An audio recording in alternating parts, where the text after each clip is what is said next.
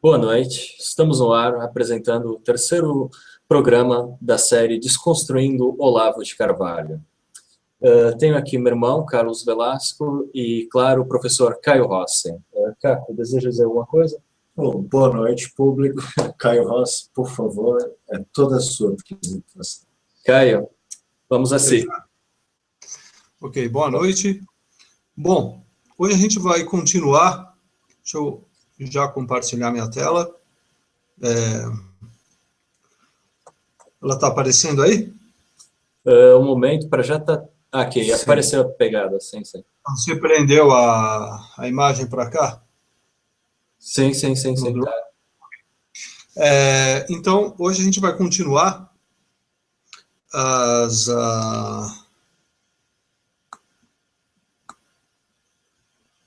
essas apresentações, na realidade, né, sobre a questão do heterofeminino.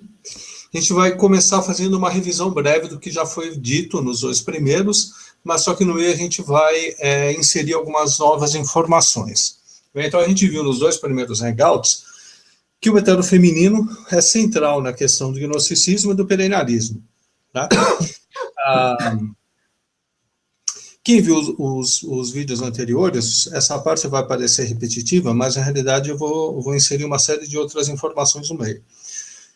Então vamos lá. A gente viu a diferença entre exoterismo e esoterismo, sendo que o exoterismo é a religião pública e para todos os fiéis, e o esoterismo seria para uma elite espiritual. O exoterismo é composto dos ritos da religião, os ritos exotéricos, como, por exemplo, as 5 orações diárias dos muçulmanos, etc., e as doutrinas teológicas. Já o esoterismo é composto de ritos esotéricos, ou seja, restritos a uma parcela, ou se não, ritos exotéricos esoterizados, e a gente vai dar uma olhada nisso hoje ainda. E também de doutrinas metafísicas. Essas doutrinas metafísicas podem se tratar das doutrinas teológicas vistas sob um outro ponto de vista, ou se não, doutrinas especificamente metafísicas, ou exclusivamente metafísicas sem uma contraparte teológica. A gente também vai dar uma olhada hoje. A função do exoterismo é a salvação da alma, ou seja, garantir que o fiel não vá para o inferno, que seria o mínimo que se espera de uma religião, e o esoterismo teria como finalidade a liberação dos ciclos de renascimento e a união com o absoluto. E a gente vai ver ainda futuramente de que a ideia é que essa liberação ocorra mesmo que o sujeito vá para o inferno, mas isso a gente vai ver em outros hangouts. Dá para me ouvir? Sim, perfeitamente. Tem um helicóptero aqui passando, bem, vamos lá. Bom, daí a gente viu que o Guénon acredita que o esoterismo era acessível a todos em uma época mítica, primordial, em que todos eram de uma caça bramânica, que é equivalente ao mito da Idade de Ouro dos gregos, né?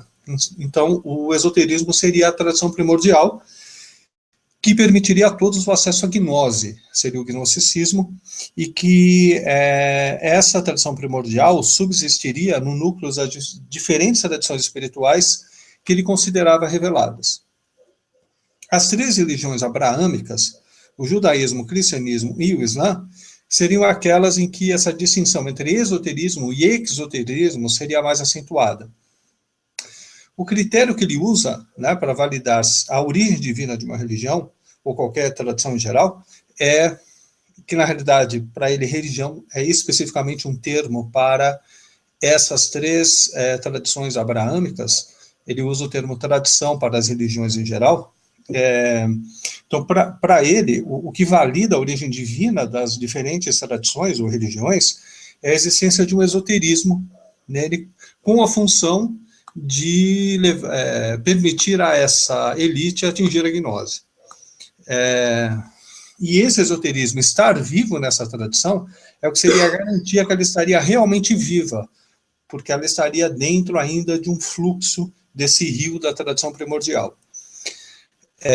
E teria mantido a validade inicial dela, né?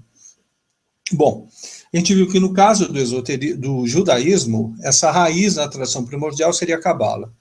No Islã seria o sufismo, e no cristianismo a coisa seria um pouco mais confusa, porque aqui é uma divergência entre Guénon e Schuon. A gente viu que o Schuon acredita que o cristianismo já surgiu como um esoterismo exoterizado, em que os rituais esotéricos se mantiveram, inclusive o batismo, que teria retido a sua função iniciática, o que para o Guénon não faz sentido, porque já que o batismo é realizado para qualquer fiel, mesmo um bebê, então ele não exige uma qualificação típica do esoterismo. Mas ambos concordavam que a doutrina teológica cristã seria mais transparente em relação ao esoterismo do que o das outras duas religiões. E é o que o Schuon detalha em Unidade Transcendente das Religiões. Né? A gente deu uma olhada aqui, né? Um caráter essencialmente iniciático do cristianismo é reconhecível na Santíssima Trindade, o sacramento da Eucaristia, o uso do vinho, expressões puramente esotéricas como Filho de Deus e, sobretudo, Mãe de Deus, que é a ligação que ele encontra entre o cristianismo e o eterno feminino. Tudo bem? Sim, cara.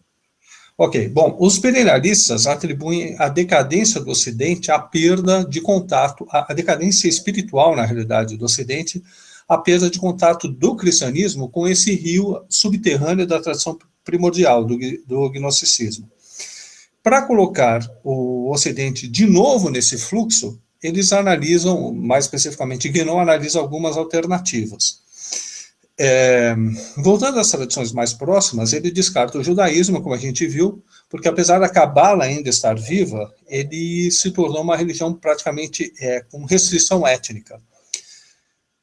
O caso do cristianismo, e mais especificamente do catolicismo, ele acredita que esteja contaminado de sentimentalismo e moralismo, além de ter perdido o vínculo com a tradição primordial, e o protestantismo, para ele, seria fruto desse sentimentalismo e moralismo. E ele chega até a considerar o cristianismo ortodoxo, mas ele descarta, e a gente, num outro hangout, vai tentar entender o porquê que ele faz isso.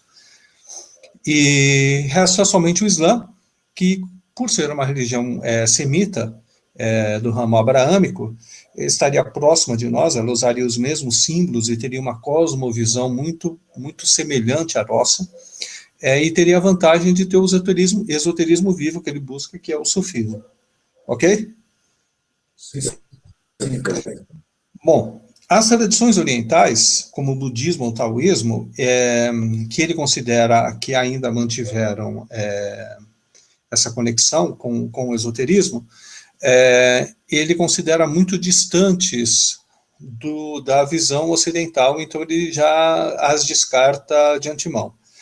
O hinduísmo, ele até considera uma possibilidade, já que os europeus são indo-europeus, né? Mas tem um problema de que para você entrar no hinduísmo, você tem que ter nascido em uma determinada casta, dentro de uma determinada tradição. Não é possível você, normalmente, em casos, há exceções, né? São exceções, uma conversão.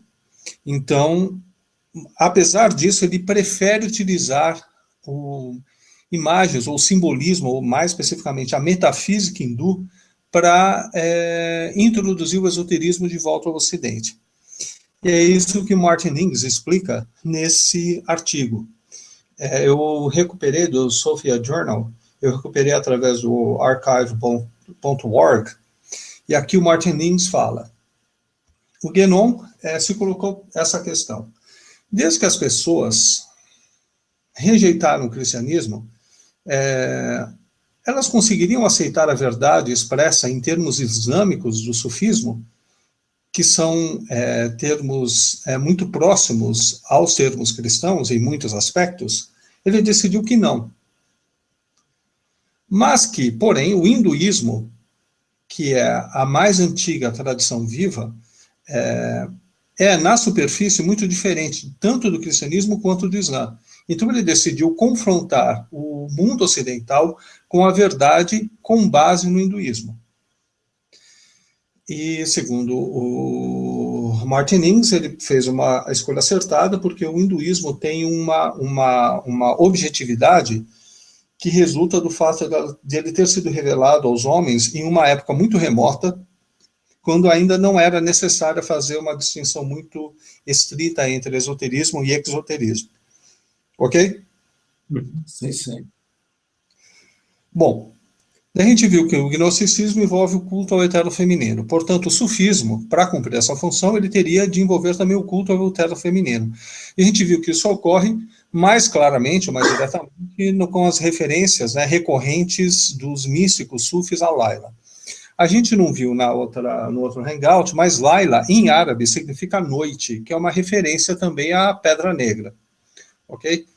Aliás, está aqui. E é por isso, muito provavelmente, que o Guénon deu esse nome à filha, Laila, e ele tem variações, né, variantes como Leila. E, enfim, né, não preciso explicar novamente. A gente viu que o Sheikh Al-Alawi, que supostamente foi o Sheikh do Shuon, mas não se sabe há contestações a respeito, mas ele tem um poema místico erótico denominado Laila, e isso também se encontra em Rumi e Ibn Arabi, referências ao hetero feminino através de uma figura feminina. Eu mostrei aqui a capa do Zachary Marquardt. Na realidade, esse capítulo do livro está disponível online, então é só jogar no Google, dá para encontrar, em que ele explica as referências de Ibn Arabi ele explicita, né, essas referências de Ibn Arabi ao eterno feminino. E esse outro artigo, que é encontrado em vários sites, não só nesse, você encontra a questão da centralidade do eterno feminino, o divino feminino no sufismo, que fala desses, de Ibn Arabi, Rumi, entre outros. A referência que ele faz a Rumi, eu confirmei aqui nesse site de seguidores da ordem do Mevlev, do Rumi, e o que confirma o que foi dito lá. Uma coisa que eu não citei no outro hangout, tem esse livro aqui, que provavelmente é o melhor livro sobre Islã que a gente tem aqui no Brasil, tem, eu acho que mais de 900 páginas, e chama-se O Islã Clássico, é uma coletânea de artigos, e um deles, na página 593, da Beatriz Machado, é um ensaio chamado Mulheres de Luz. São, acho que, 40 páginas exatamente sobre esse assunto. O eterno feminino no sufismo, na mística islâmica. A gente viu também, né, então, como os perennialistas estabelecem essa relação entre o eterno feminino, o cristianismo e o Islã. Isso ocorre tanto em Shuon quanto em Guénon. A explicação, na realidade, eles dão uma explicação paralela em livros diferentes, né? Então, ambos se referem a Shakti, o termo que vem do hinduísmo, porque se utiliza, né, esse linguajar, o simbolismo do hinduísmo, buscando-se essa neutralidade fora do cristianismo e do Islã. Shakti ofereceria ou propiciaria o segundo nascimento através do desenrolar da cobra na base da coluna, no processo de despertar da Kundalini, que permitiria o acesso à gnose.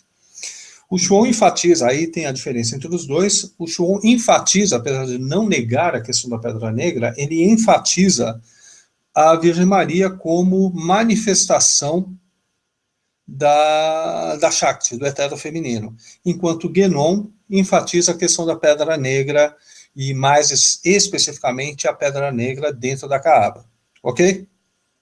Sim, muito bem. Okay. A gente viu que a Kaaba tem a Pedra Negra e tem um culto na realidade, as autoridades islâmicas reconhecem e admitem normalmente que havia em torno da Kaaba um rito muito semelhante ao que se encontra hoje, mas que ele teria sido, que a Kaaba teria sido construída por Abraão, e os pagãos deturparam o culto original. Então, eles acreditam que estão resgatando um culto estabelecido por Abraão. Ok? Sim. Agora, é importante entender aqui a relação entre o eterno feminino e essas diferentes manifestações, né? Então, em diferentes tradições, você teria essas divindades femininas do panteão das diferentes religiões, como Axera, Ísis, Spendarmat, e você teria, por outro lado, também a Virgem Maria, no caso do cristianismo, ou mesmo Fátima, filha de Maomé, que seriam manifestações humanas do eterno feminino, no caso de Fátima, para os fatímidas, e a Pedra Negra, que seria uma manifestação do eterno feminino dentro do simbolismo natural, como o aerólito, né, como a pedra negra que cai do céu. Voltando à Virgem aqui, não é que isso é bom esclarecer, porque me perguntaram, não, mas então eles cultuam a Virgem Maria, mas fingem que estão cultuando a Virgem Maria, mas na realidade estão cultuando Shakti ou outra divindade? Do ponto de vista deles, não. Do ponto de vista deles, a Virgem Maria está em relação com o eterno feminino, como Jesus estaria em relação com Logos. Então, ao cultuar a Virgem Maria, todos, mesmo os que não sabem disso, estariam supostamente cultuando a Virgem Maria. Bom, uma das pessoas que questionaram apontaram para o livro do Martin Lens, Muhammad, para a tradução brasileira, questionando o que foi dito sobre a Pedra Negra. Primeiro, né, o que ele aponta no livro do Martin Lens é o que diz a ortodoxia islâmica. E eu estava me referindo ao que diz René Guénon. A gente está estudando aqui a questão do perennialismo, não a questão do Islã. Mas já que foi citado esse autor, e esse autor, o Martin Lens, é um perennialista, é bom a gente também dar uma olhada aqui mais próximo a esse livro, porque na realidade ele só confirma o que eu disse. Vamos lá. Esse texto é o prefácio da tradução sueca do livro do Martin Lens. Tem um link aqui para ser baixado o PDF. Tem alguns trechos aqui interessantes. Um deles é que no livro ele fala que a forma da Kaaba era aproximadamente cúbica. Isso a gente viu bem en passant no hangout anterior, essa necessidade que o Guénon tem de sempre aproximar o simbolismo do simbolismo maçônico para também dar uma perennializada em todas as tradições. Mas, na realidade, a tradição islâmica diz que, e aliás atribui ao próprio Maomé, a informação de que o Abraão construiu-as de forma retangular e não cúbica. Então você já vê na obra do Martin Lens, apesar de ele ter dito que consultou as fontes mais antigas, certas divergências com o que está estabelecido oficialmente no Islã, tentando aproximar o Islã da imagem necessária para os perennialistas. A gente vai ver que o Olavo também faz isso. Bom, em outro trecho do livro, ele fala que o Alcorão reconhece em Jesus a encarnação do Verbo Divino. E que Alá teria lançado o seu espírito, e o espírito aí seria o espírito de Deus, portanto divino, no ventre de Maria. Essa é uma ideia que o Olavo já defendeu no Facebook, né? Há 3 décadas afirmo precisamente isso. Uma leitura atenta mostra que o Corão afirma a divindade de nosso Senhor Jesus Cristo, que é o Corão, segundo ele mesmo, é Kalimatullah, a palavra de Deus. E Jesus, segundo o Corão, Kalimatullah, a palavra de Deus. Se a palavra de Deus não é Deus, ela é o quê? Mas, na realidade, ao contrário do que ele sugere, a teologia islâmica, ela tem consciência desses pontos, e isso está muito bem resolvido para eles. Então, fica claro que o Alcorão não é perennialista, ele nega a divindade de Jesus.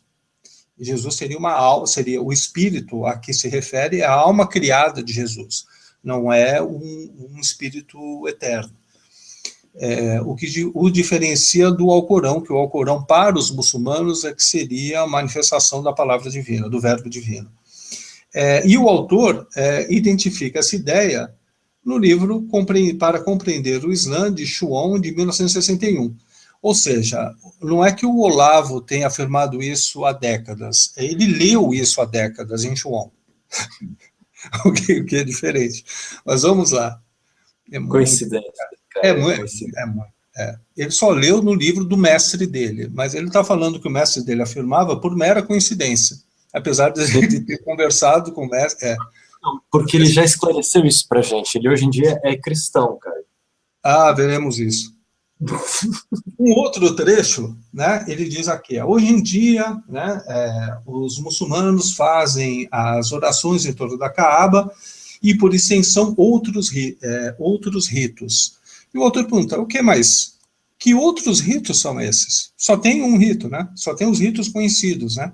Que outros ritos são esses?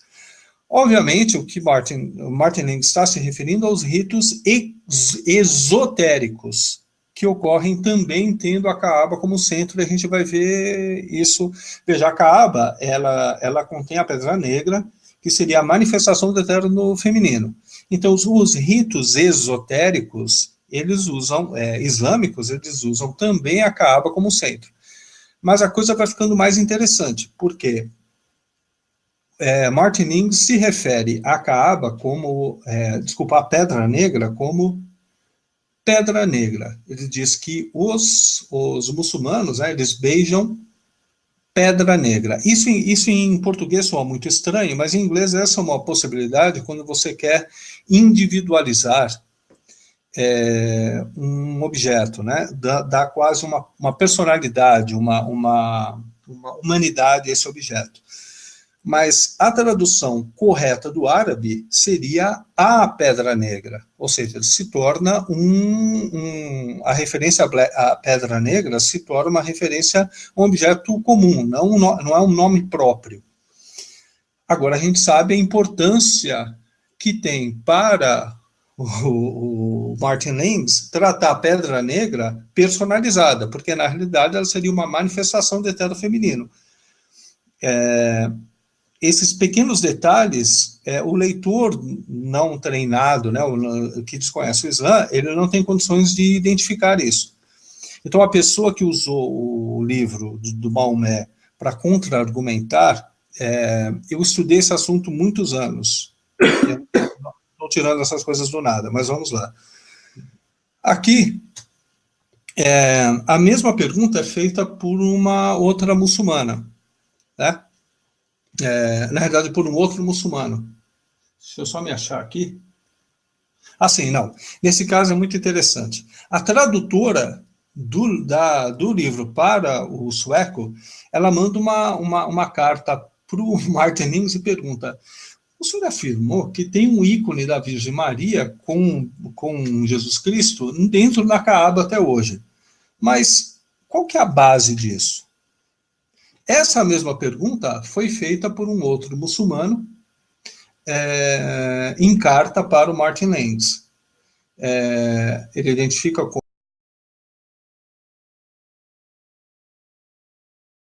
Lings. E o Martin Lings responde afirmando que há fontes confiáveis, apesar de não haver um consenso, há fontes confiáveis dizendo que haveria o ícone da Virgem lá dentro.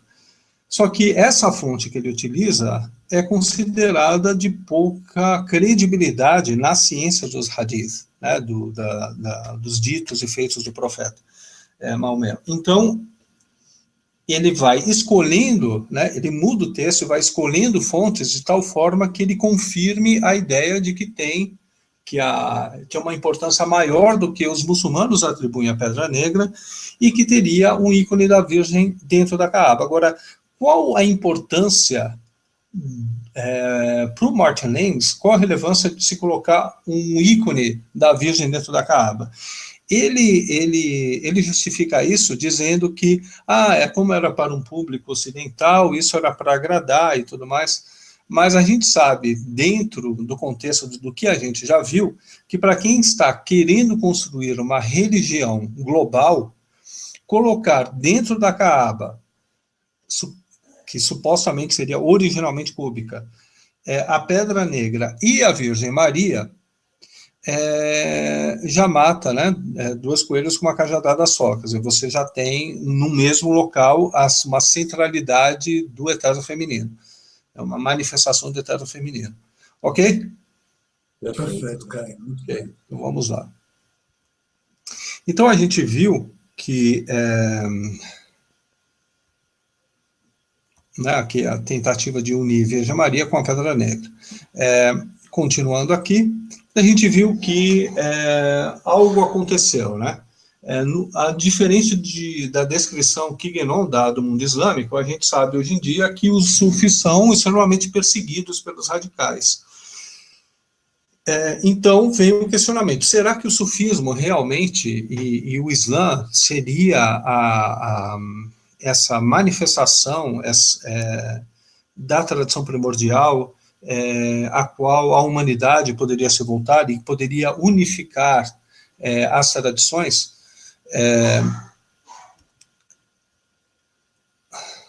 A gente viu o que eu chamei de revisionismo marianocêntrico, que são as inúmeras manifestações, reais ou não, atribuídas à Virgem Maria, sobretudo na Europa, e começam a levantar, na realidade não começa entre os perennialistas, tem outras fontes fora disso, gnósticos, mas não perennialistas, e começam a questionar essa importância do sufismo e do Islã, e começam a destacar o papel de Maria.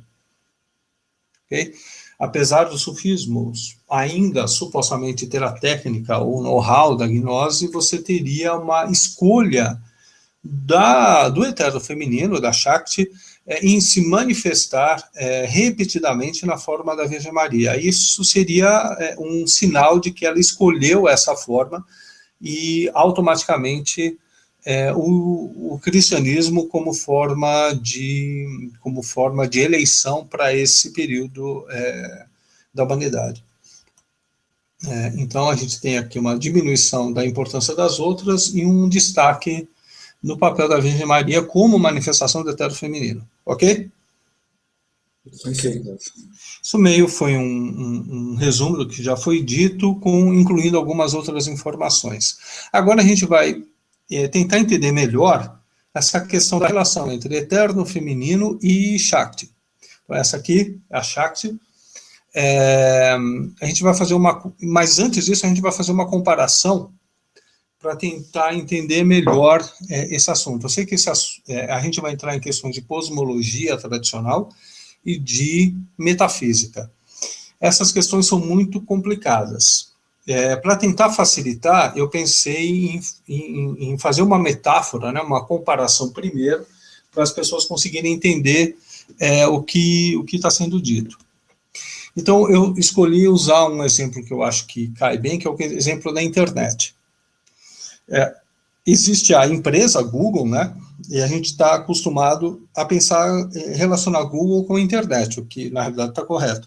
Mas na realidade é uma empresa, uma pessoa jurídica com sede física nos Estados Unidos, e ela tem produtos ou soluções para a internet, e fora dela também, mas para a internet. Um dos produtos que ela oferece é o navegador, o Chrome. E o que é um navegador ou um browser? Ele torna possível você navegar na internet transformando a informação que você recebe dos sites em pixels na sua tela.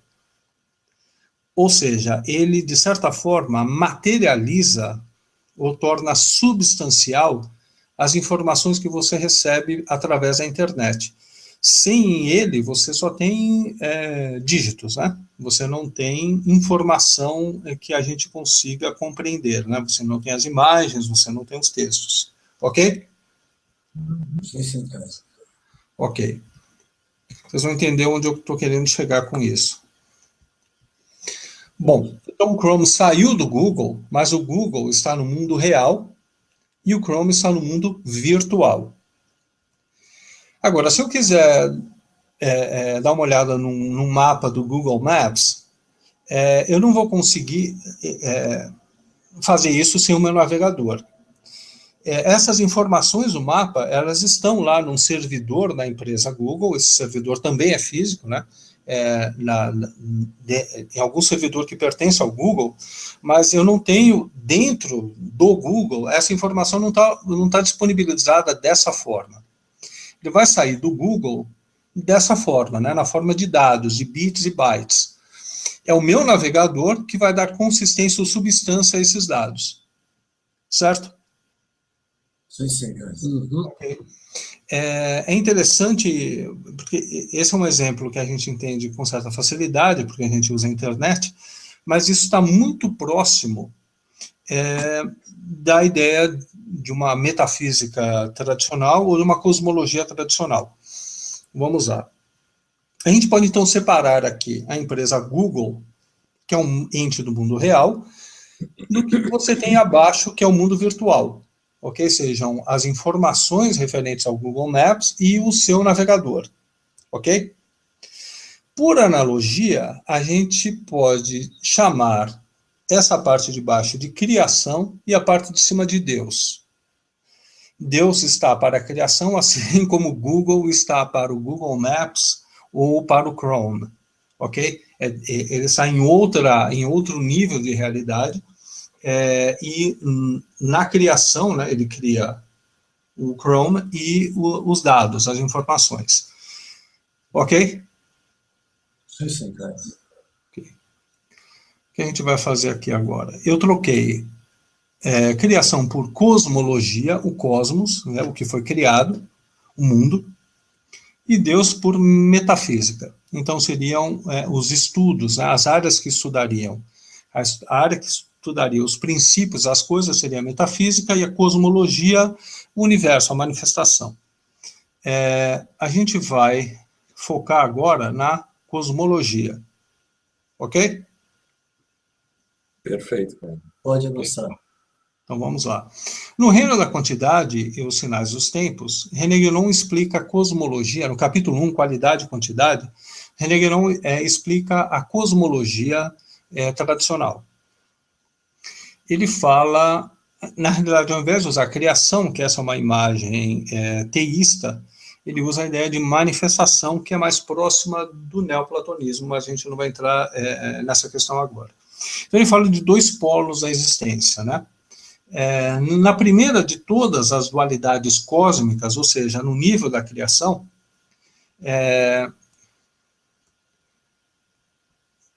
só um segundo, pois está situado no princípio da existência ou da manifestação universal, e sem a qual nenhuma manifestação seria possível, em qualquer modo, está a dualidade Purusha e Prakriti, de acordo com a doutrina hindu.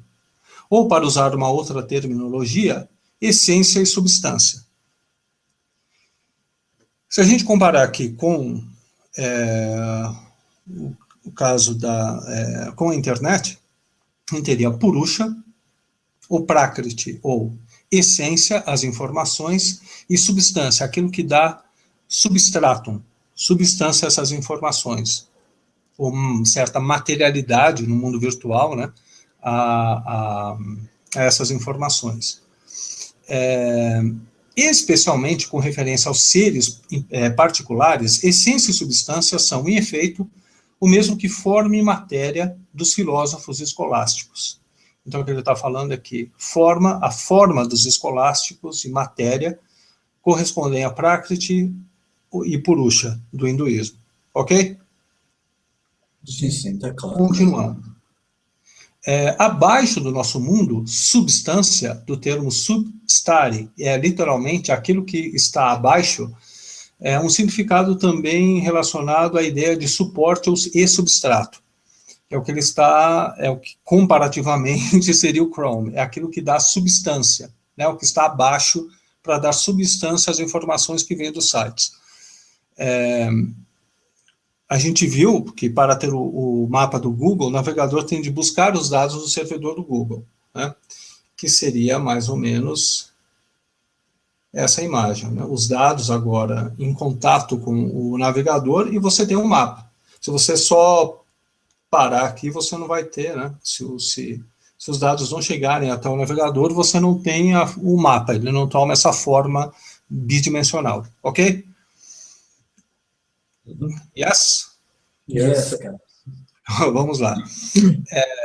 Há em cada ser algo que corresponde tanto a um quanto ao outro desses dois princípios, de tal forma que o ser é como se fosse a resultante da união dos dois. Ou, para falar de forma mais exata, um resultante da ação exercida pelo princípio ativo, a essência, sobre o princípio passivo, a substância. É exatamente aquilo como ocorre no exemplo do Chrome e do Google Maps. Aqui ativo, aqui passivo. O Chrome, ou na realidade Prakriti, a matéria no sentido escolástico, ela recebe as informações e Purusha, ela dá forma, né, o princípio ativo do cosmos. Continuando. E se a consideração for restrita ao caso especial dos seres individuais, a forma e a matéria que constituem aqueles seres são respectivamente idênticas às que a tradição hindu designa como Nama e Rupa. Eu tirei os acentos, mas lá seria Nama e aqui seria Rupa. Você teria uma relação cósmica entre Purusha, essência, Prakriti, substância, quando você está falando do universo em geral, ou quando você está falando de um ser em particular, por exemplo, o indivíduo, Nama e Rupa, mas na realidade são casos particulares dos mesmos princípios, formando o sinôlo do Aristóteles. Pode ser adicionado que as designações aristotélicas ato e potência também correspondem aos de essência e substância. Então a gente tem aqui o ato e potência de Aristóteles. Isso parece não ter nada a ver com o que eu vou explicar, mas na realidade tem tudo a ver para a gente conseguir entender a forma de pensar e a forma de agir dos perennialistas. Vamos lá. Pode-se dizer que, em conformidade com as condições particulares que definem esse mundo como tal, esses dois princípios aparecem nele sob os aspectos de qualidade e de quantidade, respectivamente. Então, a gente tem qualidade e quantidade. Qualidade, porque, por exemplo, o tipo dos seres, e você tem a quantidade, que é o princípio que individualiza as possibilidades universais. Mas eu não quero entrar muito em questões metafísicas cosmológicas muito complexas. Quando matéria-prima, aqui matéria-prima no sentido utilizado por Santo Tomás de Aquino, está em questão, como o princípio passivo da manifestação universal, ou seja, como a pura potencialidade, e assim é o equivalente a Prakriti na doutrina hindu. Eu só peguei o final de uma frase para poder colocar aqui também matéria-prima de Santo Tomás de Aquino. Eu fiz essa comparação com a internet para tentar deixar mais claro o que ele está explicando nessa doutrina cosmológica. Ficou claro para vocês dois? Bom, para já, sim, Caio. Ok. Só para ter uma ideia se eu estou sendo compreendido para continuar. Bom, e o que O problema, Caio, que a gente já, pelas nossas conversas, né, está divertido. E, bom, a gente é muito atencioso, nós temos visto que há pessoas com realmente muitas dificuldades, né, para dar mesmo uma explicação tão bem feita, tão... Eu pensei uma explicação para o Lavetes mesmo. Você vai precisar ter muita paciência. A prova de Olavetes, mas vamos lá. Pois é. Desculpa, Caio, continua. Boa sorte. No simbolismo da cruz, René Guénon, no capítulo 28, a grande tríade, ele ainda adiciona, né? Pode-se realmente dizer, mesmo para o ser individual, para o homem individual, que ele participa do céu, que eu esbarrei aqui, do céu e da terra, que são identificados com Purusha e Prakriti, os dois polos da manifestação universal. Mas não há nada aqui que seja peculiar ao caso do homem, blá, blá, blá. Então, aqui, mais uma referência, céu e terra são símbolos usados pelo taoísmo para essa cosmologia. ok? Então, o que a gente tem aqui? A gente tem os símbolos hindus, né, ou referências ao hinduísmo, ao taoísmo, a Aristóteles, aos tomistas e aos escolásticos. Você não tem absolutamente nenhum termo, nenhum símbolo islâmico nessa explicação. Mas isso está totalmente de acordo com o que Aristóteles ensinou, que Santo Tomás de Aquino foi pegar em Aristóteles e os escolásticos nos dois, né? Esses são pensadores cristãos que cristianizaram esses conceitos que vieram da filosofia, do hermetismo, que na realidade são muito anteriores ao cristianismo, o que é algo absolutamente natural, porque o cristianismo ele não traz uma doutrina cosmológica, né? A função dele não é explicar como o universo funciona, mas é oferecer, né, formas espirituais de salvação e não um sistema jurídico, por exemplo, como no caso do Islã, que tem um sistema jurídico próprio, que é a Sharia. Então, como o cristianismo surge há 2000 anos e já tinha cultura, os intelectuais, os pensadores cristãos foram se aprofundando nessas questões que vinham de outras áreas que não necessariamente... o que não significa que eles necessariamente aprovassem tudo que essas fontes ensinavam, mas eram fontes de conhecimento. Esse aqui é o Leo Strauss, né, o intelectual, referência dos neoconservadores. Ele diz que até a filosofia política, como o cristianismo não tem uma filosofia, ele não tem uma doutrina política, ao contrário do Islã, que você tem determinado, né, como é a forma de governo,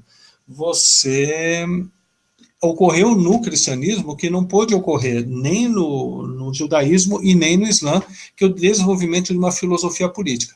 Ele diz que o que Santo Tomás de Aquino faz, refletindo sobre política, seria impossível para intelectuais judeus e islâmicos. Por isso, eles teriam desenvolvido uma forma esotérica de falar desses assuntos políticos. E mesmo Platão. Ok? Isso é só para justificar aqui a fonte dessas informações e por que batem praticamente universalmente. Essa doutrina cosmológica, ela é praticamente universal. Vamos seguir aqui.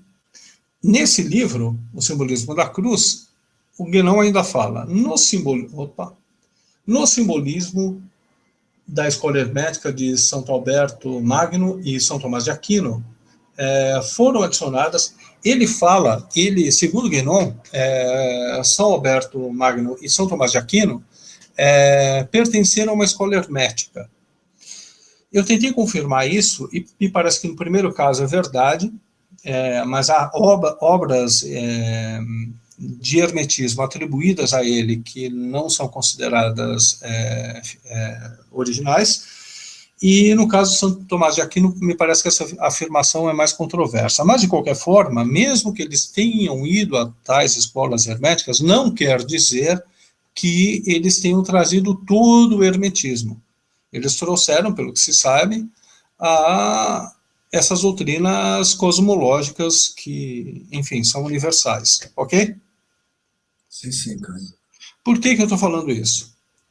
Porque no vídeo de lançamento do livro do Wolfgang Smith, O Enigma Quântico, o Olavo fala, olha, a gente está lançando o livro do Smith porque ele é alguém que passou pelo perennialismo, mas saiu e defende o esoterismo, mas sobre bases cristãs, ao contrário do que René Guénon e Schuon fazem, e mais especificamente em O Reino da Quantidade, porque o Wolfgang Smith leu O Reino da Quantidade, viu essa explicação, como ele era físico, ele percebeu, não, peraí, isso aqui eu resolvo problemas da física quântica com essa doutrina cosmológica, e foi se aprofundar, e viu que tinha toda uma literatura tomista e neotomista a respeito do assunto. Mas só que o Olavo está falando, na realidade, não é bem verdade. Guénon, como a gente viu, ele não usa conceitos islâmicos para defender. Até porque a escola islâmica de teologia é contrária a essa posição. Mas, de qualquer forma, o que é importante aqui é perceber que usar termos cristãos de uma cosmologia cristã para defender o esoterismo ou o perennialismo, ou, enfim, não torna ninguém não perennialista, né? Ou digamos assim, não demonstra que a pessoa tenha se distanciado da agenda perennialista. A pessoa só está fazendo o que o próprio Guénon fez, explicando uma doutrina cosmológica em termos cristãos, ok? Da filosofia cristã ocidental. E no caso especificamente do Wolfgang Smith, a coisa é mais complicada, porque, ok, ele começa a explicar essa cosmologia tradicional em termos cristãos, mas ele vai mais longe do que isso. Então, vamos ver aqui o verdadeiro Wolfgang Smith, ok? Aqui a gente tem um livro do Jean Bies, Retornando ao Essencial. Essa editora é uma editora perennialista. Aqui você tem um resumo do livro, em que, em um dos trechos, há uma referência a um tipo de celebração autobiográfica do eterno feminino, que destaca a função das mulheres, as manifestações, como manifestações da energia criativa. Isso aí é tantrismo, também conhecido como tantrismo. E tem uma opinião do Wolfgang Smith sobre o livro, em que ele diz que é um livro de um dos grandes, fala muito bem do livro, de um dos grandes expoentes da filosofia perene. O Wolfgang Smith tem um outro livro, que é a Gnose Cristã, de São Paulo ao Mestre Eckhart. O Mestre Eckhart, é bom lembrar, é um herético, em que ele defende aqui, ele não nega a criação na forma cristã, mas ele complementa com uma influência cabalística da criação a partir de Deus, mas em Deus. É o mesmo conceito neoplatônico. E o que o leva a estudar e a defender, na realidade, que é o que ele faz nesse livro, a Cabala cristã. Inclusive, Jacob Boehme. Ou seja, você tem, no Wolfgang Smith, essa referência à Cabala cristã é a referência a Shekinah. Shekinah é, como diz aqui o Gershom Scholem, que é a maior autoridade acadêmica em Cabala, é o eterno feminino da Cabala. Se vocês buscarem na internet esses autores, todos referidos, você vai ver que todos têm referências à Sofia, à Shekinah. Aqui tem uma review de um livro do Gershom Scholem, feito pelo Mircea Eliade, em que também é uma referência à Shekinah. Então, aqui tem de um site tradicionalista católico, você tem uma crítica ao que ele chama de judaísmo tridentino, em que ele fala da relação entre Shekinah e o culto a Asherah. E ele aponta aqui que a ideia de Shekinah não é uma ideia bíblica, é uma ideia rabínica que foi criada 100 a 400 anos depois de Jesus. Então, na realidade, estou tentando passar o mais rápido possível aqui, as afirmações que o Olavo faz nesse vídeo, elas são absolutamente despropositadas. Você não precisa defender o esoterismo perennialista. Primeiro, ao defender o esoterismo ou perennialismo, você não está necessariamente defendendo o sufismo. 2, que ao utilizar a cosmologia, conforme está registrado em Santo Tomás de Aquino, em toda a tradição tomista ocidental, não quer dizer que você tenha abandonado o projeto, muito pelo contrário, porque assim como é feito com a Virgem Maria, utilizar a doutrina de Santo Tomás de Aquino, mais especificamente a cosmologia, como uma forma de interface dessas ideias, né, inserir essas ideias dentro ideias perennialistas, o esoterismo, e o gnosticismo dentro do catolicismo, é uma das formas mais óbvias de se tentar fazer essa penetração, né? Então, quando você tem alunos do Olavo lançando livros de Santo Tomás de Aquino, e gente na internet mostrando o livro, falando, olha, vejam como esse pessoal é muito cristão, eles não querem destruir a igreja, ou eles não têm um plano para destruir a tradição da igreja. Toda análise precisa de um contexto, e é esse contexto que está faltando, né? As pessoas têm que entender exatamente que tipo de conexão existe.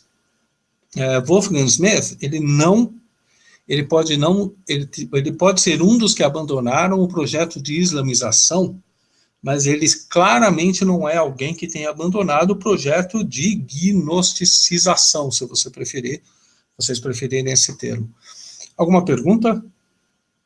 Não, por enquanto, está bem claro, Caio. Estamos curiosos para ver o que vem adiante, as surpresas. Ok, vamos lá. Bom, voltando aqui, a gente já falou da cosmologia. Agora a gente vai focar, porque essa parte de cosmologia, até aqui pelo menos, ela é muito próxima universalmente. Quando a gente entra na questão da metafísica, a coisa muda de figura. Então vamos lá.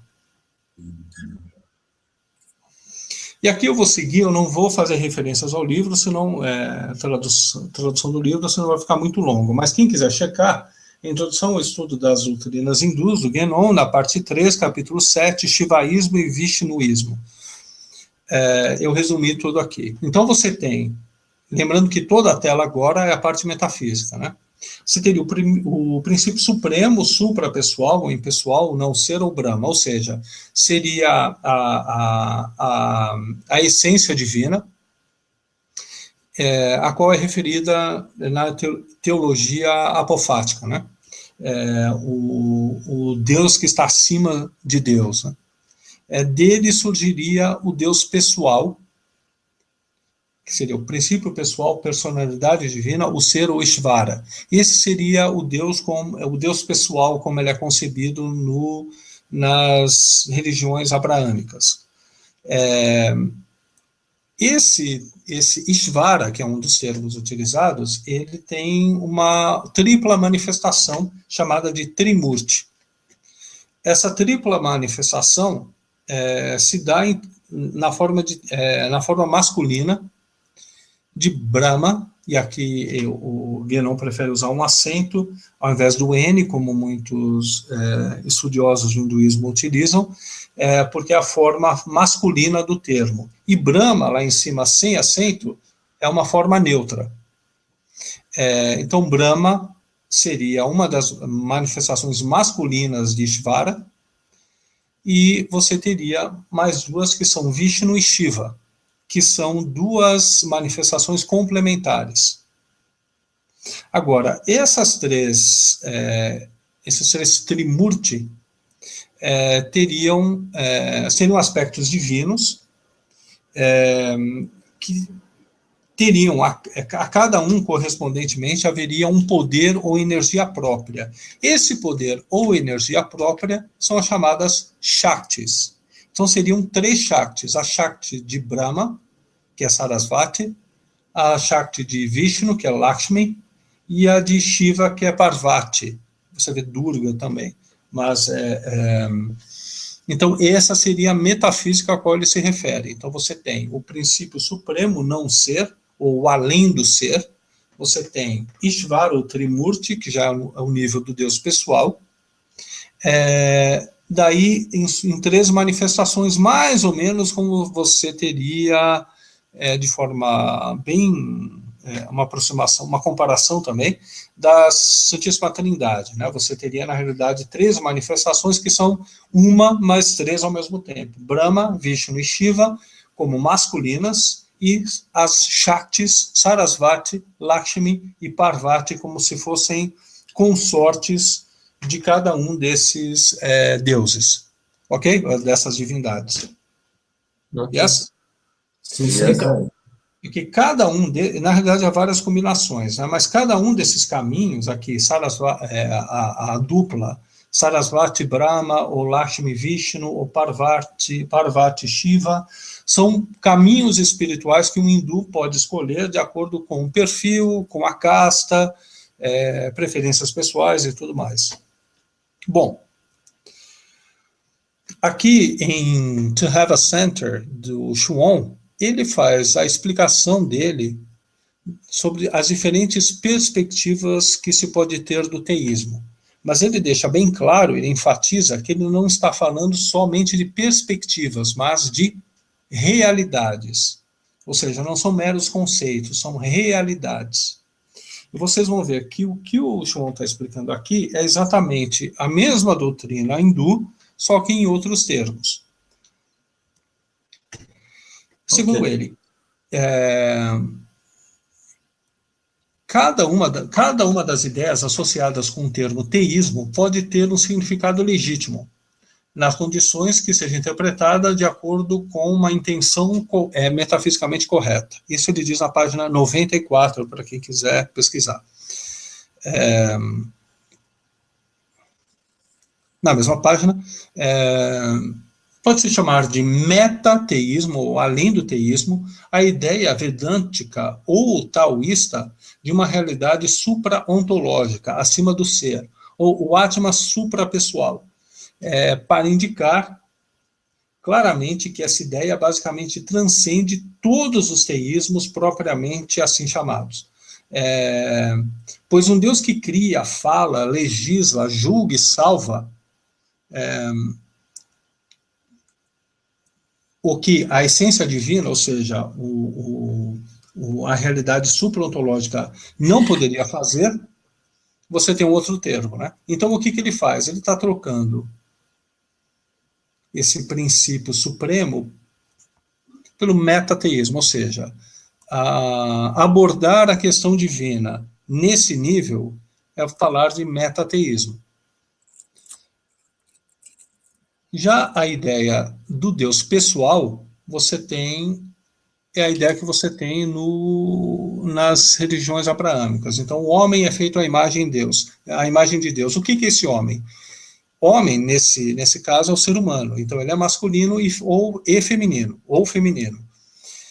Em grego, né, anthropos é andros ou gine, né?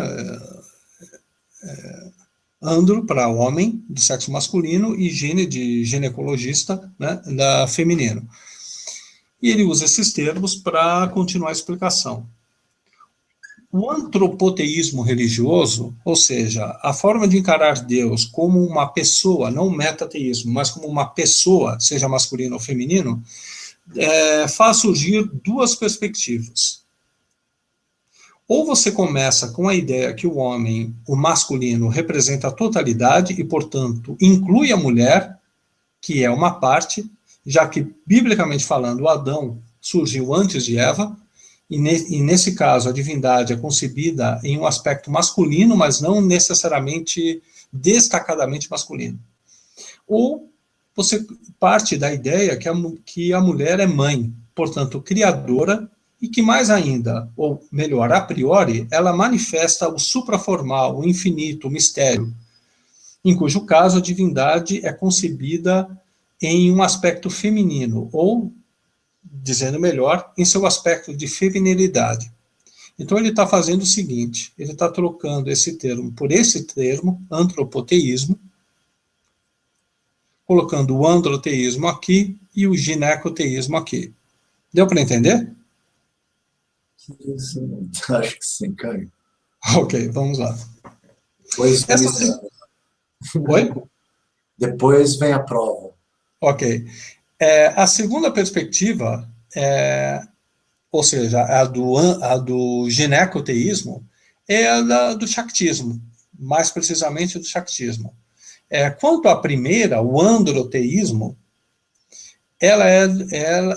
essa é a perspectiva das 3 religiões semíticas, com uma certa exceção no caso do cristianismo, que sem dar à Virgem um culto de latria, lhe dá um culto de hiperdulia, que praticamente, apesar de qualquer coisa, é um tipo de divinização, se não por direito, ao menos de fato.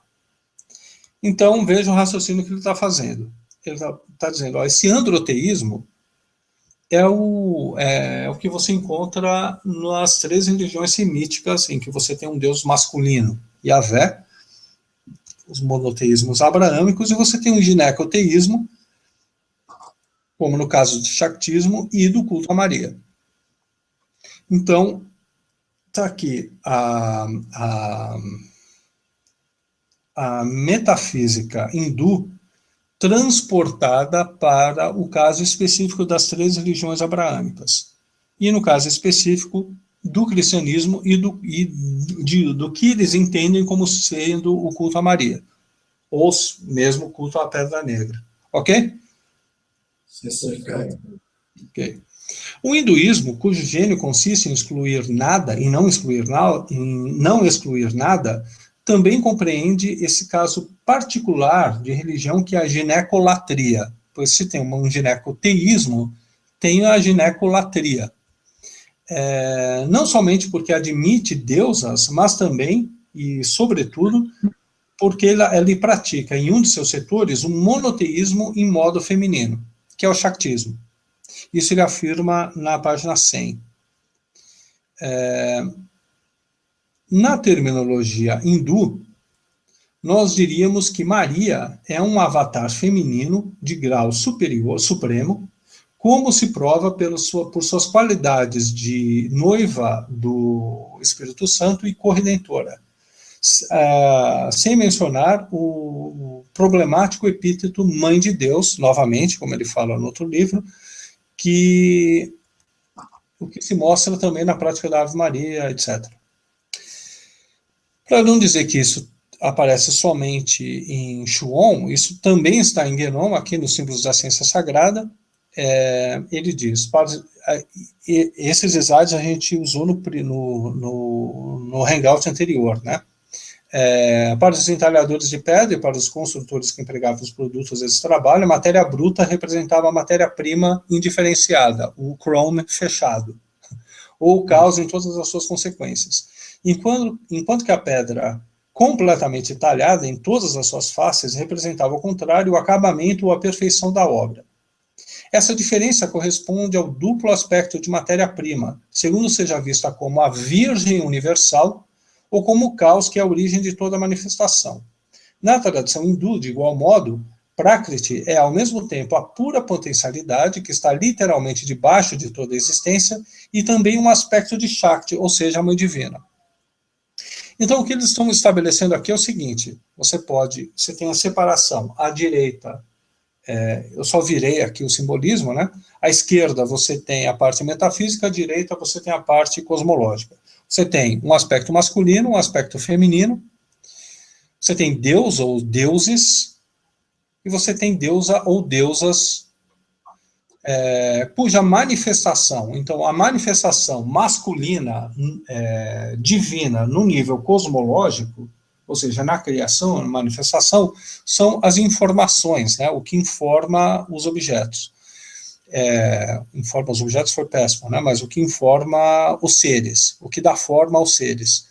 E deusa ou deusas tem a sua manifestação no cosmos como o princípio que recebe a forma.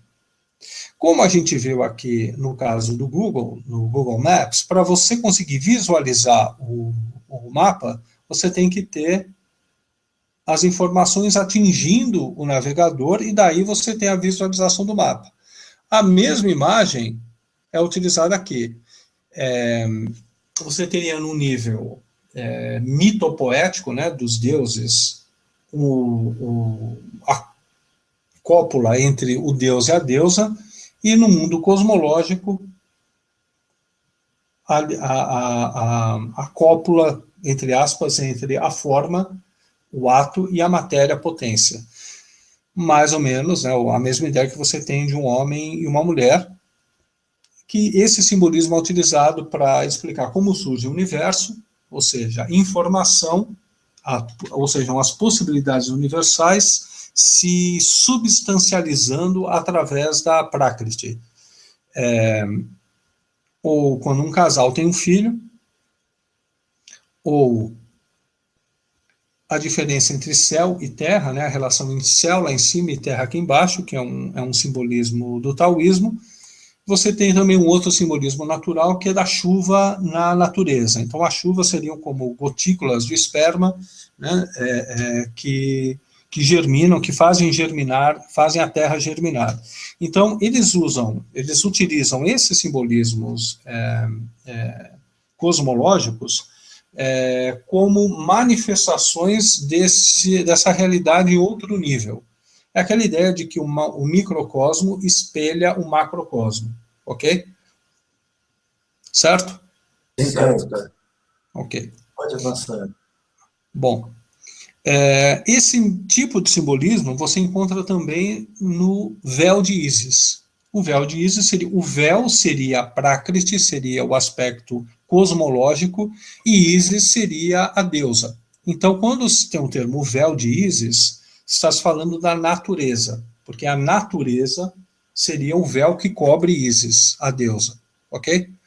Então, existe sempre uma relação entre a deusa, o eterno feminino, e a natureza. Porque é a natureza, ou a terra, que recebe de cima, né, a vida, a manifestação. Aqui. Ok. Tem um livro do Pierre Hadot, que é um estudioso da filosofia, um intelectual, que se chama O Véu de Ísis, que é exatamente um livro da Harvard é um ensaio sobre a história da ideia de natureza. Ele usa exatamente o título, né, O Véu de Ísis, porque é uma história da ideia de natureza, que é só para destacar esse simbolismo. E o que ele diz nesse livro? Ele tem um capítulo sobre a modernidade. E ele afirma que na modernidade, como a gente sabe, a natureza passa a ser dessacralizada, ou seja, o aspecto divino por trás da natureza desaparece e, na realidade, você começa a ter uma exploração da natureza como não havia até então. Então, a relação que o mundo moderno tem com a natureza é uma relação dessacralizada, mas, ao mesmo tempo, você tem uma relação com a natureza, ou seja, com o feminino. Isso é importante para entender algumas coisas que eu vou falar agora. Esse simbolismo do véu de Ísis é utilizado também no livro da Blavatsky, Ísis sem véu. O título em inglês ele é mais claro ainda, né, que Ísis é um véu retirado, né, porque ela está querendo ir mais fundo nessa questão. Ela, na realidade, você pode considerar a Blavatsky como uma tentativa de do retorno ao aspecto metafísico da natureza, né. No livro Babuíno de Madame Blavatsky, do Peter Washington, você tem enfim, ele é muito amplo, e um dos capítulos fala exatamente sobre a influência da teosofia, ou do teosofismo, como o Guénon preferiria, no movimento feminista. Se você levar em consideração tudo que foi dito até agora, você consegue entender o porquê da importância do feminismo para a teosofia. Ele diz que não haveria movimento feminista no século XIX, quando surgiu, se não fosse a teosofia. A gente viu também no outro Hangout esse livro, Denis de Rougemont, O Amor e o Ocidente. Tem um resumo dele retirado da palestra da aula da professora Ivone Fedeli, em que o livro mostra, ela diz que o livro mostra o conceito de amor ocidental, em que a relação amorosa é a grande metáfora de uma doutrina secreta, no fundo é a doutrina cátara gnóstica. Então você vê aqui a importância do feminino, seja de uma forma mística, né, com uma relação com referência a Deus, ao algo transcendente, ou se não, na modernidade você vê também uma relação, uma grande importância dada à natureza. Mas as duas formas são, na realidade, duas expressões da valorização do feminino. Esse livro, O Perennialismo à Luz do Islã, que é de um muçulmano sufi que discorda dos perennialistas, ele faz referências a esse livro, O Rei do Mundo. Eu vou passar rapidamente aqui os slides e as pessoas podem parar o vídeo se quiserem ler. Mas ele faz uma referência aqui ao fato de que o Guénon, quando ele está se referindo ao gnosticismo, ao esoterismo islâmico, ele está se referindo aos ismaelitas. E a gente sabe que os ismaelitas são a origem, né, através dos templários, a origem da maçonaria moderna e das referências à modernidade, de todas as referências simbólicas que fundaram a modernidade, que na realidade estão relacionadas à maçonaria. Inclusive, na modernidade, é que você passa a ter o desenvolvimento da ciência e a importância da exploração da natureza. A gente vai entender isso, a importância de eu estar falando isso já já.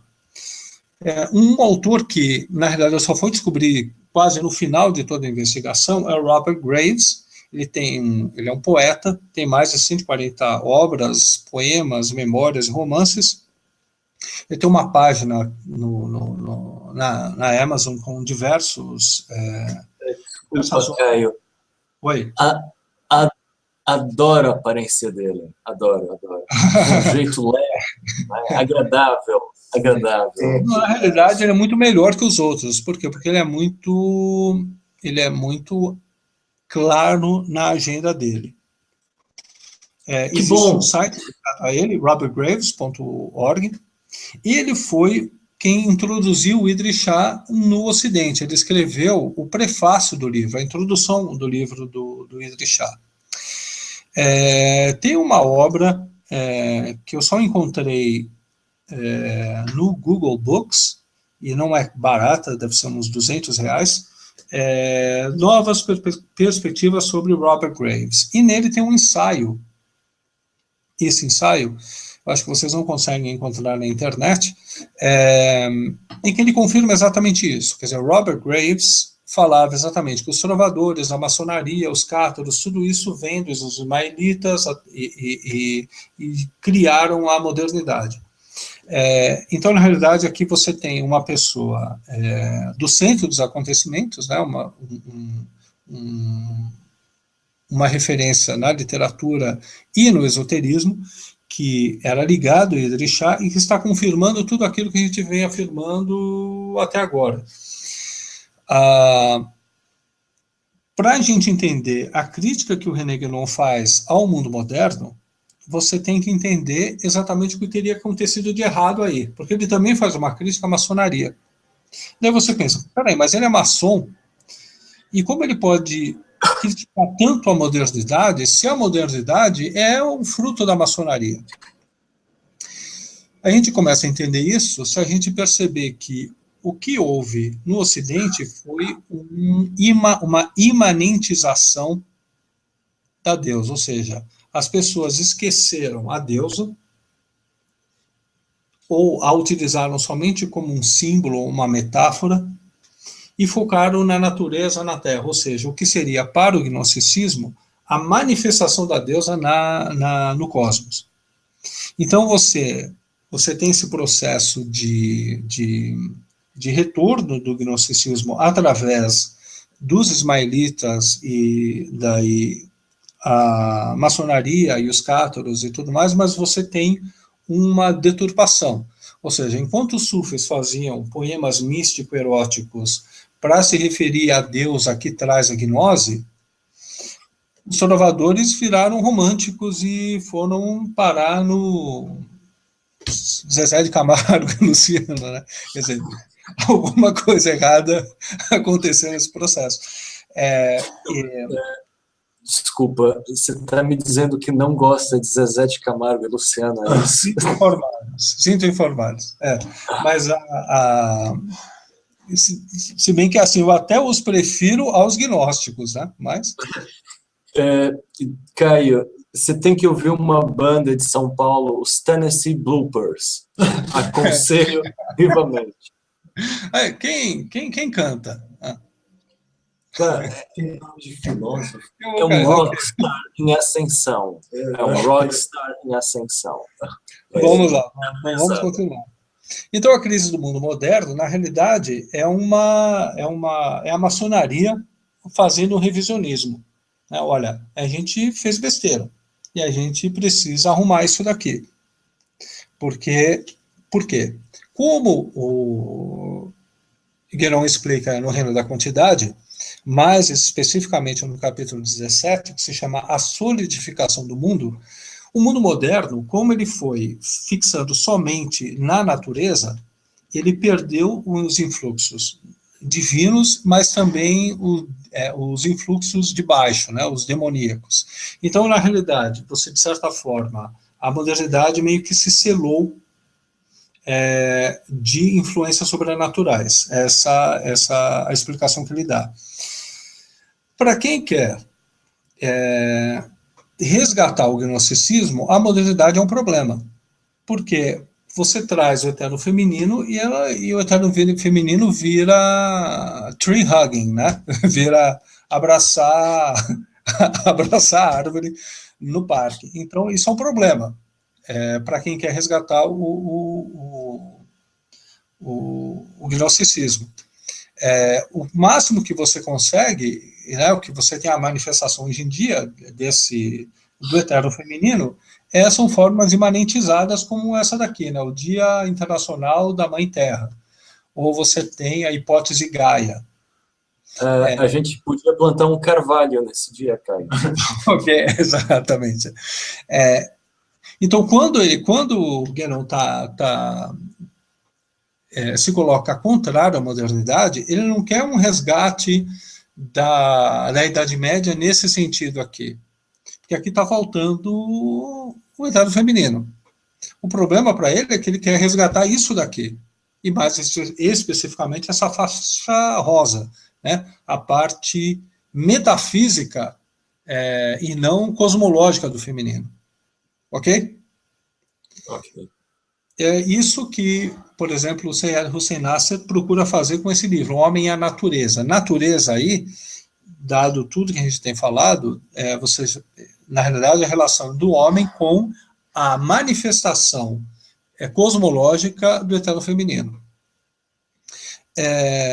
E não é por outra razão que essa estudiosa, que é uma scholar, a Margaret Barker, a qual já me referi, eu acho que no primeiro hangout, que estuda o judaísmo do primeiro templo, no qual havia um culto a Ashera, e ela acredita, ela também relaciona o culto a Ashera com o culto a Maria.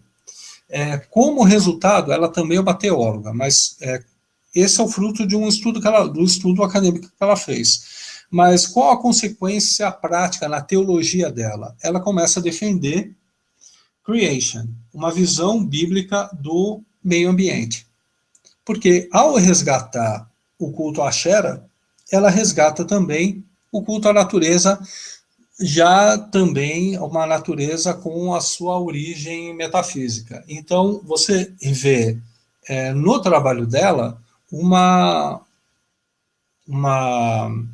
cristianização do que o Seyyed Hossein Nasr tentou fazer com o homem e a natureza. Ela tem esse ensaio, esse paper, Creation Theology, que é exatamente a teologia ambientalista que ela desenvolveu com base no resgate do eterno feminino, Ashera. Ok? Tá claro, cara. Yes? Bom, o que a gente tem aqui? Vou fazer aqui só uma parte, Caio. Vou fazer só uma pequena observação. Assim, as perguntas que nos surgem São perguntas que eu tenho medo de fazer. Digamos que estamos nesse ponto, mas vai, continua, Caio. Ok, vamos lá. Bom,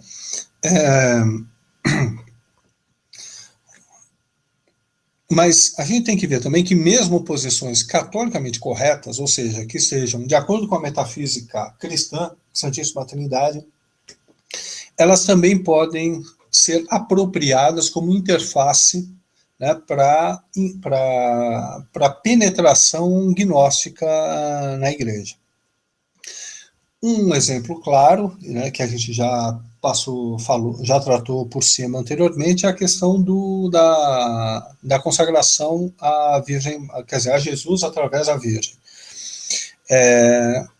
São Luís de Montfort, ele é extremamente rigoroso nessa questão, quer dizer, ele reafirma o dogma da Santíssima Trindade e o status de Maria como uma criatura não divina que tem um papel na redenção através da graça divina. Então ele é rigoroso nessa questão. E ele aqui fala até dos devotos escrupulosos, que são aqueles que temem desonrar o filho honrando a mãe. Então eles se sentem contrariados quando vêm pessoas se ajoelharem diante do altar de Maria e não diante do Santíssimo Sacramento.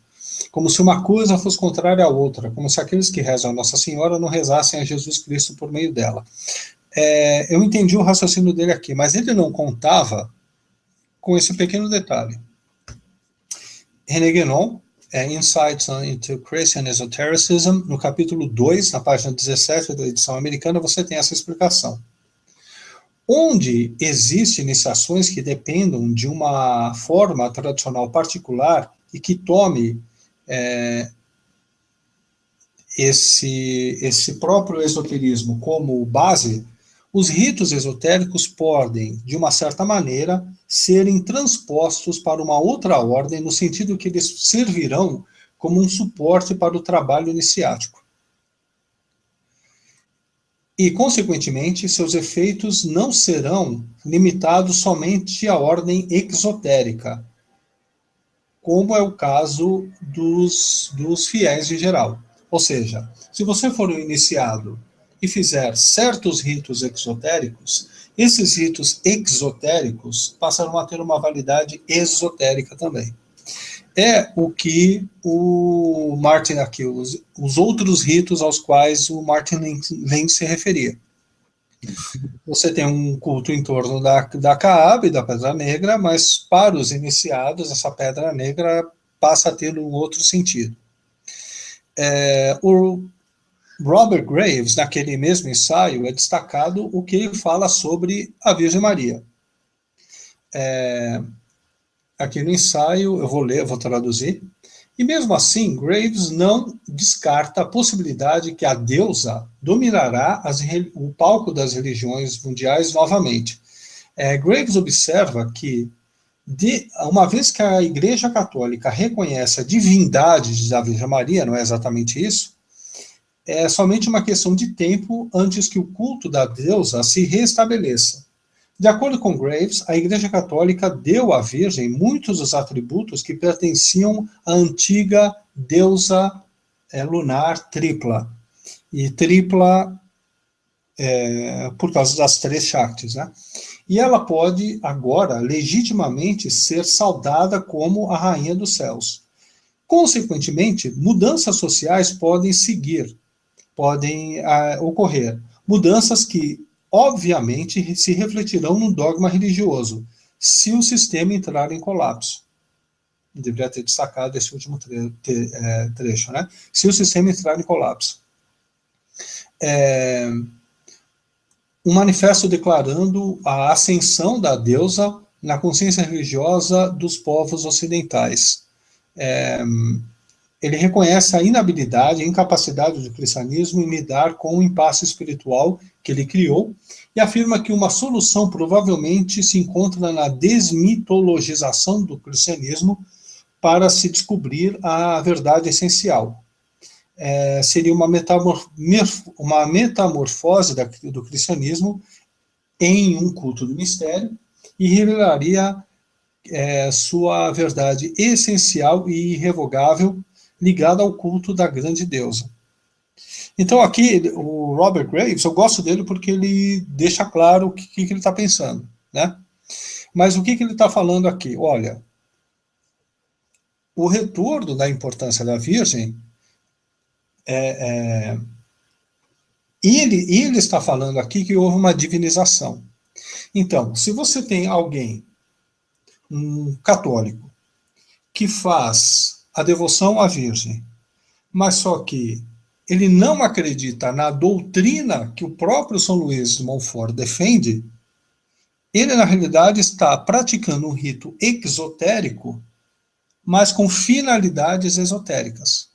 Então, você consegue esconder, como o Guénon explicou, você consegue esconder um culto esotérico em um culto exotérico. Como você faz isso? Tira toda a parte de doutrina que justifica esse culto e você coloca a doutrina metafísica gnóstica explicada por Guénon e Chuon. Ok? Perfeito. E olha só que surpresa. Olavo de Carvalho no Facebook no dia 26 de julho de 2013. As religiões são apenas sistemas de crenças, expressam o que os homens pensam de Deus, às vezes certo, às vezes errado. O que Deus pensa dos homens só se conhece pelos milagres, incluindo as profecias, quando autênticas e comprovadas. Levei décadas para entender uma coisa tão óbvia. 10.000 anos de estudo doutrinal dizem menos do que uma só hóstia que sangra. Então é por isso que ele separa fato de doutrina. É absolutamente essencial. Ao retirar a doutrina e afirmar na realidade que são apenas sistemas de crenças, ele fica só com o fato das aparições à Virgem, da hóstia que sangra, que seja o caso, mas ele não está conformando esses fatos à doutrina, sendo que já foi mais do que claramente demonstrado que Jesus manda anunciar o fato e junto à doutrina. Mas só que essa outra parte do evangelho ele apagou, porque é uma versão by Olavo de Carvalho. E, obviamente, se você tira isso aqui é doutrina. É uma realidade, mas, obviamente, uma realidade de uma doutrina teológica. Desculpa. Você substitui isso daqui. Você está me dizendo que após Francisco nós temos outra excomunhão por Sid Muhammad? Exato. Na realidade, ele não pode ser excomungado porque ele é o Papa Supremo. Né? Tem o Papa Real, o Papa Emérito e o Papa Supremo, que é o Olavo de Carvalho. Então, ele tem o poder de fazer isso com os outros papas, porém ele está acima de todas as tradições, não se esqueça disso. Então, você entende aqui como as coisas se encaixam, né? Ou como elas vão se encaixando. Mas que para entender isso, você tem que entender a base disso, qual a doutrina metafísica defendida pelos perennialistas, pelos gnósticos, aliás, universalmente, e a diferença específica do cristianismo. E daí você vê, não, uma coisa não é compatível com a outra. Mas, e se eu tirar a doutrina do cristianismo e ficar só com os fatos, daí qualquer outra doutrina é encaixável. Daí, você pode fazer como Robert Graves e falar, olha, existe uma divinização da Virgem Maria. Ou como o Chaumont fala antes, né? Eu transcrevi, não, mas na prática isso é um culto a Maria, uma divinização de Maria. Então, depende da forma como você se relaciona com a Virgem, você vai ter um culto dentro da conformidade católica ou não, dentro de uma conformidade gnóstica. Os dois vão ter absolutamente nenhuma diferença. É a mesma forma. Sim, ter alguém que viaja 3 horas para Washington e volta chorando, chora, e volta fazendo terço no carro, não é? Que uma certa pessoa teria ido à missa e voltado fazendo terço com outro católico, isso não prova nada, porque isso não quer dizer que ele tenha feito isso pela mesma razão que o outro. Porque ele não está necessariamente seguindo a mesma doutrina. Ok? Aqui, mas vai, né, Caio? Não quero roubar nenhuma surpresa, Acabou. mas é um caso muito bem documentado. Acabou. Acabou? Acabou. Mas é bom que isso deixa claro uma coisa, que é uma coisa sou eu e você, não é? Nos consagrarmos. Outra coisa é um perennialista. E o Exatamente. que pensa que é a consagração e o impacto que ela tem na alma dele. Ele faz a consagração em nome de, pronto, um feminino que agora adotou essa forma. Pode ter outra forma no futuro. Eles não excluem isso. Quer dizer, isso é totalmente incompatível com uma visão cristã de qualquer coisa. Esse universalismo não dá para usar outro termo. Eu vou parecer um crente, mas isso é luciferianismo. Isso é a arte da filosofia para enganar os homens, para estabelecer. E é curioso que a heresia em causa é a heresia templária, não é? Sendo feita por maçons. Parece mesmo que Jacques Demolay vai conseguir a vingança dele, introduzir a heresia, como ele disse. Bom, historicamente, né, para além desses casos todos aí que foram citados, né, Caio, também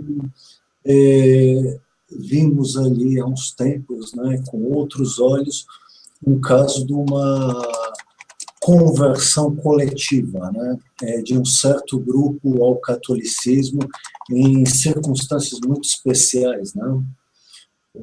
Mas eu não vou aqui dizer em público por enquanto, pois talvez você tenha incluído Sim, isso. a minha ideia era tratar dessa questão futuramente, mas deixar aqui os conceitos bem claros para as pessoas entenderem o raciocínio, né? Podes fazer uma coisa, cara, já que a apresentação acabou, podes colocar a tua imagem de volta, para a gente ver a tua cara um bocado. Pelo menos para dizer parabéns pela apresentação. Voltou aí? Voltou. Não, pode continuar. Não, é só isso. A ideia aqui é ser o mais didático possível, aos poucos ir se aprofundando nas informações, deixando cada conceito claro para que os próximos passos, as próximas explicações façam o melhor sentido. Eu estou evitando aqui um excesso de informação exatamente para que as pessoas tenham tempo de assimilar essas informações, que são muitas, e não só receber essas informações, mas entenderem essa informação para conseguir raciocinar em cima disso. Veja que São Luís de Montfort, ele não previa, ele não colocou entre as falsas devoções esse tipo de devoção. Ele não listou porque provavelmente nem imaginasse que isso poderia existir. Ele só prevê o outro caso, o caso em que das pessoas que se recusariam a fazer a devoção porque achariam que a função de Jesus está diminuída. Mas ele afirma, não, mas a importância dela vem de Jesus. Já um gnóstico vai fazer um culto direto a ela, que é exatamente o mesmo, sem que as pessoas sequer imaginem, porque vai depender da adesão dele ou não a essa doutrina. E ele pode muito bem falar uma coisa e fazer outra. Por isso que o contexto em que as coisas ocorrem é muito mais importante do que a mera declaração. Eu não quero fazer uma inquisição aqui, não é essa a minha intenção. Mas, apesar de dar vontade de fazer, mas você tem que entender exatamente o que está em jogo para entender como cada parte está agindo. Daí você consegue entender por que a ligação de tal pessoa com esse padre, né, por que esse padre faz determinada coisa e não outra, por que ele está ligado a esse tipo de prática e não aquele outro tipo de prática, enfim. Porque o ecumenismo total está em Maria e não em José ou Jesus. O Jesus que seria de se esperar que você vá, o radical vai à raiz, a raiz seria Jesus. Então, o ecumenismo radical seria em Jesus, é a única, né, um tradicionalista pensaria assim. Sim. Agora, não, né? A ideia Não. mas estaria Maria. Veja, como você vai conseguir convencer um protestante usando Maria? Quer dizer, a ideia mesmo é absurda, a não ser que você veja Maria de outra forma. Daí, a sua intenção seja utilizar, isso você faz com Jacob Boehme, né, que é o gnóstico dos protestantes. Então, se você investir, porque o que já me chegou é que um certo perennialista aqui de São Paulo, ligado a Chuon, defende, não, você tem tudo isso que você tem no esoterismo, você não precisa para o Islã, você já tem no Jacob Boehme.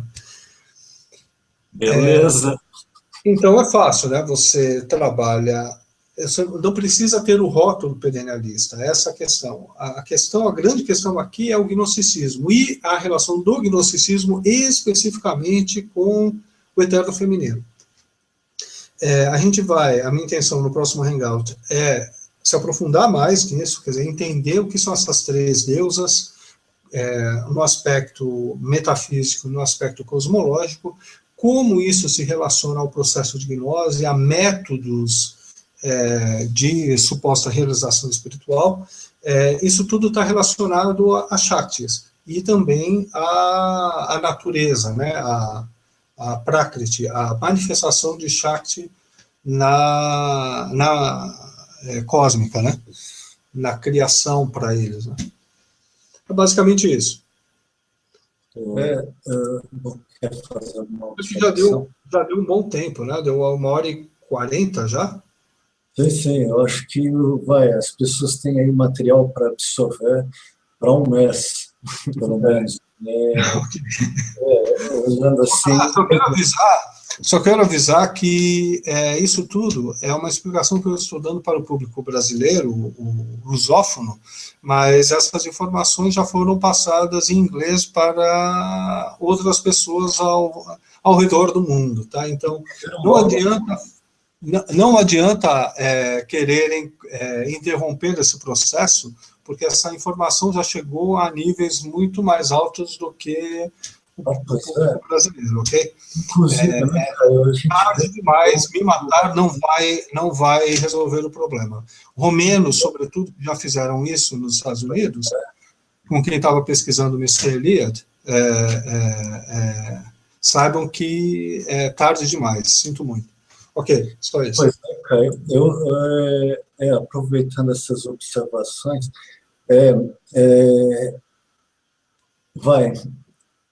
foi incrível, né, a forma como foi veloz o processo de absorção, né, de tudo isso por essas pessoas que têm preparo, né? A gente está contando, agora que o público brasileiro faça o seu trabalho, né? E, bom, as pessoas mais sensíveis vão acabar por entender e depois vão informar o público mais vasto, né? Agora, uma pequena observação em relação àquela questão da Inquisição, né? Hoje em dia não existe mais Inquisição, todos nós sabemos, mas tudo isso, né, que estamos aí a revelar ao público tem uma importância política fundamental. É quase impossível se entender bem a política mundial nos dias de hoje sem se entender isso, né, Caio? E, bom, a verdade é a seguinte, é que determinadas coisas vão ter que ser combatidas na esfera política. Aqui não estamos a falar simplesmente de um problema acadêmico, né? E, bom, Caio, não vou dizer mais nada, acho que já disse o suficiente. Ok. Bom, parabéns.